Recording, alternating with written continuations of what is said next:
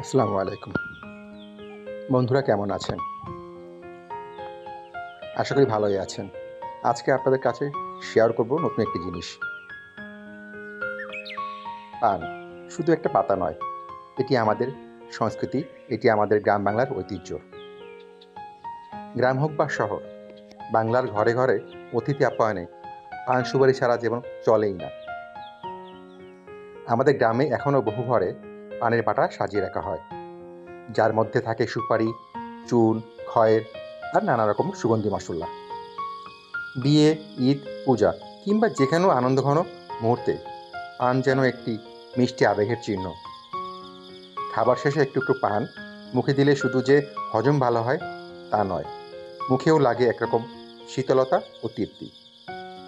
এটাই তো আমাদের বাংলার চিরায়ত ঐতিহ্য, যা আজও বাঁচিয়ে রেখেছে আমাদের গ্রামীণ সমাজ।